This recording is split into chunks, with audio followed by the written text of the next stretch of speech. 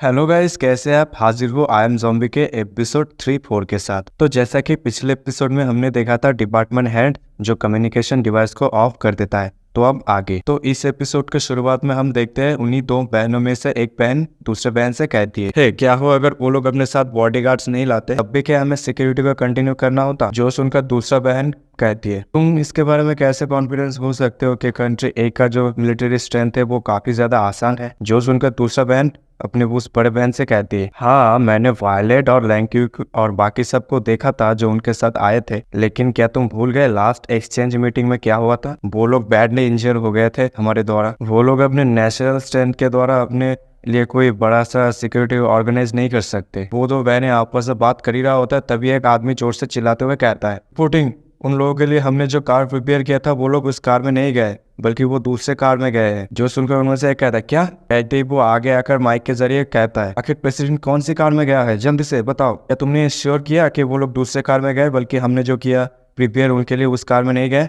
Hello, जल्दी से बताओ। जो सुनकर वो आदमी कहता है, ऐसा लगता है उन लोगों ने कम्युनिकेशन डिवाइस को जैम कर दिया है, कम्युनिकेशन लाइन अभी बहुत ज्यादा इंटरप्ट कर रहा है। जो सुनकर वो लड़की काफी ज्यादा गुस्सा हो जाती है और फिर वो टेबल पे एक जोरदार हाथ मारता है। फिर हम डिपार्टमेंट हेड का सीन देखते हैं जो अपने ज़ॉम्बी और बाकी सबको बता रहा होता है कि तुम सब दो ग्रुप में डिवाइडेड हो जाओगे। एक ग्रुप में ज़ॉम्बी और प्रेसिडेंट रहेगा, जो ज़ॉम्बी होगा वो अपने प्रेसिडेंट को अलग ही रूट से ले जाएगा सेफली होटल तक। ज़ॉम्बी तुम यहाँ से चले जाओ ताकि कोई भी तुम्हें अप्रोच ना कर पाए, प्रेसिडेंट को भी कोई हार्म ना कर पाए। और दूसरे ग्रुप में वायलेट और लैंक्यू रहेगा, जो उन लोगों ने हमारे लिए जो ऑफिशियल रोड तैयार किया है हम उसी रोड को फॉलो करेंगे, ठीक है। फिर हमारा सीन यहीं पर कट हो जाता है। फिर हमें उस बिग सिस्टर का सीन दिखाया जाता है जहाँ पर हम देखते हैं वही बंदा जो स्नाइपर बंदूक लेके खड़ा था वो बिग सिस से कह रहा होता है, बिग सिस हमें क्या करना चाहिए अभी, जल्दी बताओ। लगता है उन लोगों ने कम्युनिकेशन डिवाइस को भी ऑफ कर दिया है।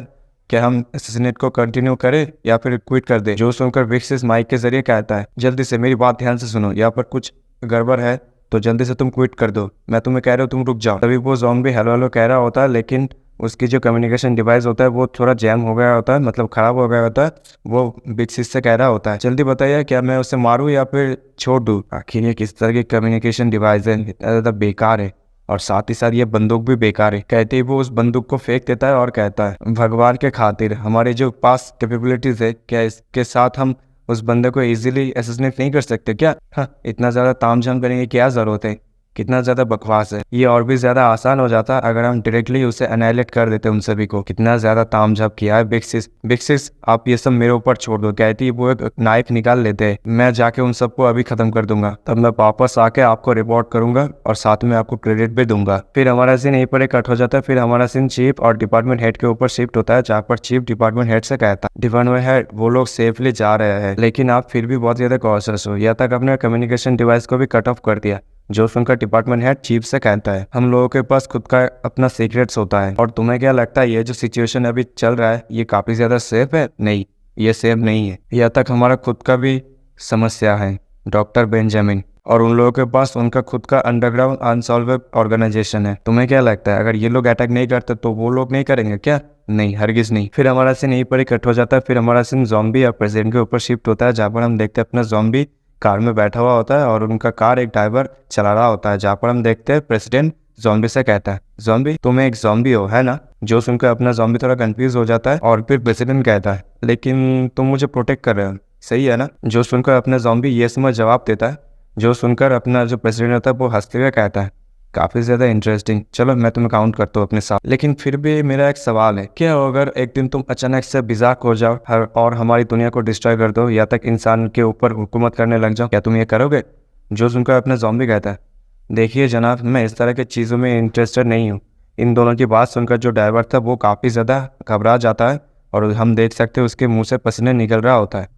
फिर हमारा सीन यहीं पर ही कट हो जाता है। फिर हमारा सीन बिग सिस्टर के ऊपर शिफ्ट होता है, जहाँ पर हम देखते हैं बिग सिस्टर के साथ जो बंदा था वो बिग सिस्टर से कहता है, बिग सिस्टर हम साउ से कांटेक्ट नहीं कर पा रहे, लगता है कम्युनिकेशन डिवाइस ऑफ हो गया है। तभी हम देखते हैं उसी बंदे मतलब उसी हैमरहेड जैसा मॉन्स्टर और उस लड़के को देखते हैं, जहाँ पर हम देखते हैं वही मॉन्स्टर कम्युनिकेशन डिवाइस को देखते हुए कहता है, लगता है उन लोगों ने जैमर लगा दिया जिसके चलते हम कम्युनिकेट नहीं कर पा रहे एक दूसरे के साथ। जो सुनकर वो लड़का कहता है, क्या तुम्हें लगता है वो जाकर उस गाड़ी को हाईजैक कर लेगा? हाँ। फिर हमारा सीन यहीं पर ही कट हो जाता है। फिर हमारा सीन उन्हीं दो बहनों के ऊपर शिफ्ट होता है, जहाँ पर हम देखते हैं वो दो बहनें बहुत ही ज्यादा हड़बड़ी में कहीं जा रहा होता है और कहता है मुझे बहुत ही ज्यादा बुरा फीलिंग आ रहा है, जल्दी से चलो सीन पर चलो, चल के देखते हैं क्या हो रहा है। फिर हमें शहर का खूबसूरत सीन दिखाया जाता है जहाँ पर हम देखते हैं शहर के बीच में से अपना वायलेट और ज़ांगियो जा रहा होता है। तभी ज़ांगियो को कुछ महसूस होता है और वो कहता है आखिर ये किस तरह का साउंड था, और हम अगले पल देखते हैं वही मॉन्स्टर बड़ी तेजी के साथ ऊपर से नीचे की ओर कूदता है, जिसके चलते हम देखते हैं उसके प्रेशर की वजह से काफी ज्यादा एक्सपोर्ट हो रहा, मतलब विस्फोट हो रहा होता है, जिसके चलते हम देखते हैं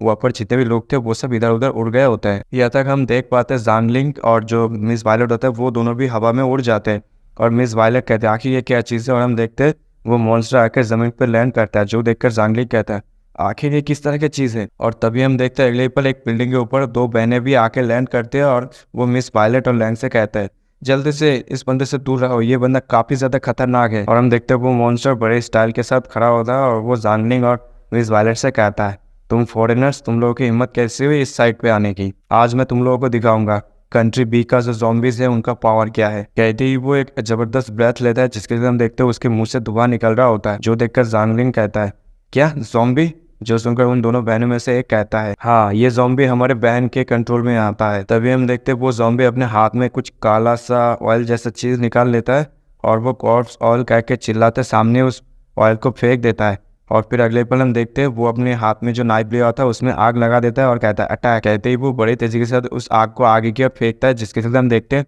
वो जबरदस्त एक आग से बना हुआ लाइन खींच जाता है, जो देखकर उस दोनों बहनों में से एक कहता है जल्दी से उस आग को छूना मत, ये बहुत ज्यादा हाई फ्लेमेबल है, अगर तुम इसे छूते हो उसी पल तुम खाक बन जाओगे। जो सुनकर मिस वायलेट कहता है स्नो रेन आखिर तुम लोग यहाँ पर क्यों आए। तो फाइनली इन दोनों लड़कियों का नाम पता चल गया, इनमें से एक का नाम है स्नो और एक का नाम है रेन। तभी हम देखते हैं ज़ांगलिंग जो बड़ी तेजी के साथ छलांग लगाते हुए उस आग से खुद को प्रोटेक्ट कर लेता है और कहता है काफी ज्यादा खतरनाक है ये। फिर हमारा सीन यहीं पर ही कट हो जाता है। फिर हमारा सीन उसी मॉन्स्टर और उस लड़की के ऊपर शिफ्ट होता है जहाँ पर उन दोनों को मैसेज आया होता है बिग सिस्टर का, जहाँ पर बिग सिस्टर उन सभी से कहती है तुम लोग जल्दी से साउ को वापस लाओ मेरे लिए, हम लोगों ने ऑलरेडी असैसिनेट करने का मौका खो दिया है, अगर साउ ने इस तरह से कंटिन्यू करता रहा फाइट को और इस तरह से डिस्ट्रक्शन मचाता रहा तो हम प्रेसिडेंट को एक मौका दे देंगे हमें कैप्चर करने के लिए, जल्दी से जाओ उसे वापस लाओ। जो सुनकर वो मॉन्स्टर कहता है ठीक है बिग सिस्टर मैं जाता हूँ, हम अपने रास्ते में ही हैं। फिर वो मॉन्स्टर उस लड़के से कहता है तुम्हारा बहुत बहुत शुक्रिया, चलो और सपोर्ट की जरूरत नहीं है, मैं अभी काफी ज्यादा बेहतर फील कर रहा हूँ। और हम तभी देखते हैं अपना ज़ॉम्बी जो उनके सामने से एक कार से जा रहा होता है,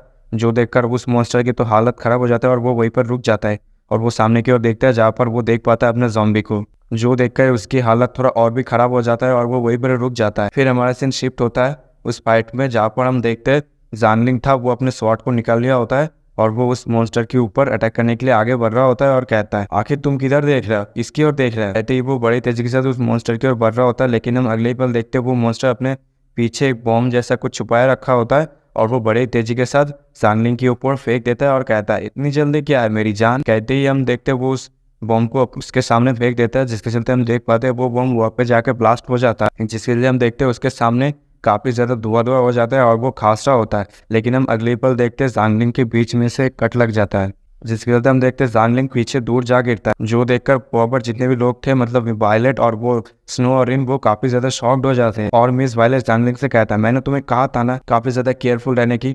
और हम देखते हैं वो मॉन्स्टर बड़ी तेजी के साथ ज़ांगलिंग को दूर फेंक देता है और कहता है अब अगली बारी किसकी है। और हम इधर देख पाते हैं ज़ांगलिंग जो बहुत ही जख्मी हालत में पड़ा हुआ होता है, जो देखकर मिस वायलेट काफी ज्यादा घबरा जाता है और कहता है ज़ांगलिंग क्या तुम ठीक हो। तभी हम देखते हैं वो दो बहनें उनके के लिए मदद करने के लिए आ रहा होता है, लेकिन हम अगले ही पल देखते उस मॉन्स्टर के साइड में जो 3 तलवारें थे वो चमक रहा होता है। और हम देखते हैं उन बहनों में से एक कहता है मिस वायलेट से जल्दी से उसे लो और यहाँ से जाओ हम देख लेंगे आगे। और दूसरा बहन मिस वायलेट से कहता है आखिर तुम सोच क्या रहे हो, जल्दी से उसे लो और यहाँ से जाओ, क्या तुम अपने करंट स्टेट के साथ उसे फाइट करना चाहते हो क्या, जल्दी से उसे लो और यहाँ पर जाओ, साइड में देखो हॉस्पिटल मिलेगा, जल्दी से उसे लेके जाओ और ट्रीट करो, क्या पता तुम्हारे पास अभी भी चांस है उसे बचाने का, जल्दी से जाओ। फिर उन दोनों बहनों में से एक बहन है उस मॉन्स्टर से कहता है हमने नहीं सोचा था लेकिन एट द एंड हमें अपना फोर्स यूज करना ही पड़ा, हम तुम्हें मारना नहीं चाहते, जस्ट इस जगह को छोड़कर अभी जल्दी चला जाओ। जो सुनकर वो मॉन्स्टर कैसा बकवास बंद करो, अगर ये फैक्ट नहीं होता कि तुम हमारे जो बिग सिस्टर है उनके तुम बहने हो, वरना मैं तुम लोगों को भी मार देता, मैं तुम लोगों को काफी पहले से डिसएम्बरेस करता हूँ, ठीक है ना, तो मेरे रास्ते से हट जाओ वरना तुम लोगों के लिए अच्छा नहीं होगा, तुम जैसे यंगस्टर के लिए ये अच्छा होगा कि तुम लोग मेरे रास्ते से हट जाओ, तुम लोगों को ये भी नहीं पता ग्रेट अपॉर्चुनिटी कब आता है, कब उसे ग्रैब करना चाहिए और कब उसे छोड़ना चाहिए, ये हमारे फेक सिस्टर के बिहाफ के तौर पर है, जल्दी से मेरे सामने से हट जाओ। कहती वो अपने हाथ में एक कट लगाता है और फिर कहता है अब जो होगा उसके लिए मुझे दोष मत देना, मैं तुम लोगों को वार्निंग दे चुका हूँ एडवांस में। और हम देखते उसके हाथ में से जो ऑयल था वो नीचे गिरा होता है, जिसके चलते हम देखते उसके आसपास एक काला सा सर्कल बन जाता है, जो देखकर वो बाकी सब कहते हैं क्या कॉर्प्स वाले। जो देखकर मिस वायलेट और वो रेन और स्नो वो काफ़ी ज़्यादा शॉक्ड हो जाते हैं। और हम देखते हैं अगले पल वो जो मॉन्स्टर था वो अपने लाइटर से उस ऑयल में आग लगा देता है, जो देखकर मिस वायलेट काफ़ी ज़्यादा शॉक्ड हो जाता है और कहता है आखिर ये क्या कर रहा है। और हम देखते हैं उस आग के चपेट में आ गया होता है वो मॉन्स्टर, और वो अगले पल हम देखते हैं वो बिल्कुल एक घोस्ट राइडर की तरह लग रहा होता है। यहाँ पर उसका नाम चेंज कर दिया गया है, तो इसका नाम यहाँ पर है फ्लेम फ्लावर। बड़ा ही अजीब नाम है, चलो कोई नहीं। जो देखकर वो दो बहनें काफ़ी ज़्यादा शॉक्ड हो जाते हैं और यहीं पर ही इस एपिसोड की एंडिंग हो जाती है। अगर आपको ये वीडियो और मेरी एक्सप्लेनेशन पसंद आती है तो वीडियो को लाइक कमेंट शेयर कर दीजिए, और जिन्होंने अभी तक चैनल को सब्सक्राइब नहीं किया वो सभी चैनल को सब्सक्राइब कर लीजिए। मिलते हैं अगले वीडियो में, तब तक के लिए सायोनारा।